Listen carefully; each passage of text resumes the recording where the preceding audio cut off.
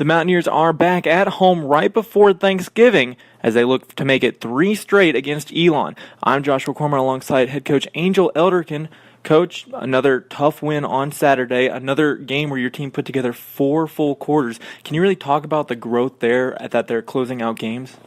Yeah, I mean, I can't say enough about how resilient they were throughout that game. I thought each team with us and Davidson both had different runs. I mean, we withstood a 17-0 run, and I don't even think until I told them the next day that had happened, they didn't know. I think the great thing about this team is they're now taking their effort and they're turning that effort into competing. And so they don't stop competing until the whistle blows, and then we've ended up luckily on the other side of it both times, but I think it has a lot to do with their resiliency right now.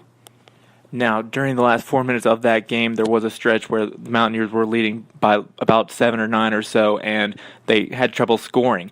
Do you think there's a way to adjust that, to get in their head, to continue to put their foot on the pedal? Yeah, I think we got to do a better job maybe with our play calls. That's where you don't know if during that stretch do we tighten up in terms of putting the pressure on, hey, we got to score a bucket. The only thing I could say about us during that time is we did a good job of using a lot of clock. Even though we didn't get a bucket, we took time away, and we didn't get a quick turnover or force anything, so it didn't come back to hurt us, but it easily can. So those are things I think our coaching staff is looking at, like, okay, we've won, but where could we be tighter? How can we execute better? How can we do certain things better? So we are showing that to our team, and we are continuing to grow and learn even though we're winning. Now, with that growth, the team has shot the ball extremely well the last 2 games. Do you think it's finally just a case of everyone's clicking, they're getting in their rhythm, they're embracing their roles, and everything's just working? You know, it's tough to tell because it's so early. Early on, it was like, wow, we've put in all this time and we're not shooting the ball well.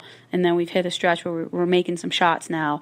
But I know as a coach, you know, you go 3 games, today being the 3rd in 6 days, what am I most concerned about? Our legs, our fatigue, our ability to make shots. So I think it's something where we got to really buckle down and be good defensively. But I do think our chemistry is growing, and I think our bench is starting to really embrace their role. I keep talking more about our bench than I am our starters, just to make them understand how important it is that we have that excitement, energy, firepower in Atira Wilson and Amaya Calder coming off our bench. Yeah, the bench has played extremely well in this 2-game span and really the whole entire season. I want to talk about the one decision you make to put in the freshman, Brooke Biggett. She came in, really provided an extra spark, getting 6 points off the bench. Can you talk about just your decision to put her in and just give her that trust? Well, I think anybody who knows me, and I feel like I'm getting a lot of criticism with this, but when one of my players picks up a foul, I sit him for the rest of the quarter. So if it's the first quarter, because I don't want to risk a Maddie or a Pre picking up 2. And what happened at Davidson, Tiara had 1, Maddie had 1, Ashley had 1. And so to fill our guard play out, I had to go with Brooke. I wasn't certain that day that her number was going to be called, but in that moment, she needed to go in the game. And I really thought she went in and had a sense of calmness, number 1. She had a confidence, number 2. And I thought she did an outstanding job. I mean, she's been out for 3 weeks, hadn't competed, and I thought she was ready when her number was called. And that's the testament to the recruiting of bringing a kid like her here that just has a championship mindset. Another one of the leaders on the team who had a breakout year last year, Bailey Plummer, has started off a little bit slower this year. Do you think it's because of just the added depth and the playmakers that you have now, or is there something else? I think teams are keying on her, number 1. So teams are playing against us, and they're trying to get her in foul trouble. I think she's getting a lot of contact in the paint, and that's frustrating to her. She's got to learn to play through it. And I honestly think that people and our fan base and everybody needs to understand that there's a lot of offensive weapons on our team. So we're not in a situation that we were in last year where we had to pound it inside. We had to pound it inside.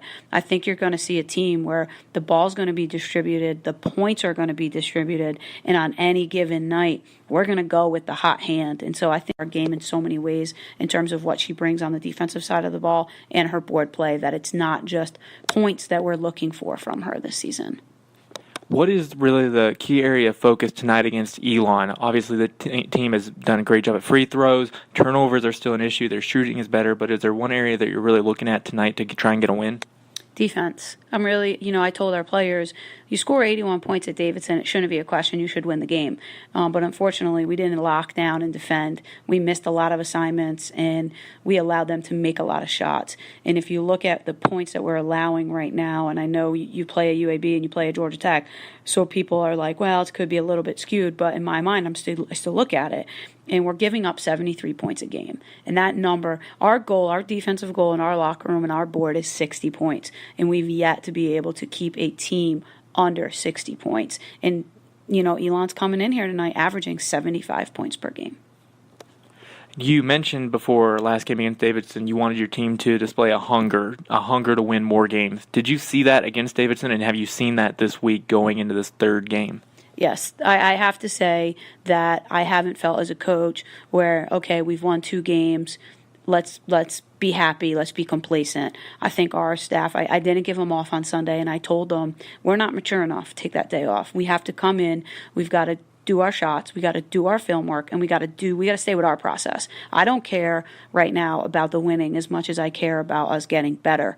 And even today, our game day shoot-arounds, if you're in there, they're hard. They're a practice. I call them game day practice. They're a practice, and our team's approaching them with a hunger to continue to improve. Can you leave us with a final thought before tonight's game against Elon? You're trying to win your 3rd straight game, moved to over 500 on the year. Can you leave us with a final thought? Yeah, one of the things that's really been pressing on my mind is just our team playing well at home.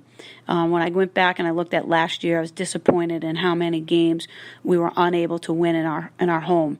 And so I've really put a lot of that on our kids and for them and for our students, for everybody. I want our fans to see our team. If you were at Davidson, you got to experience an exciting basketball game, and I want to provide that for our fan base tonight. Well, Coach, we look forward to the game, and good luck tonight.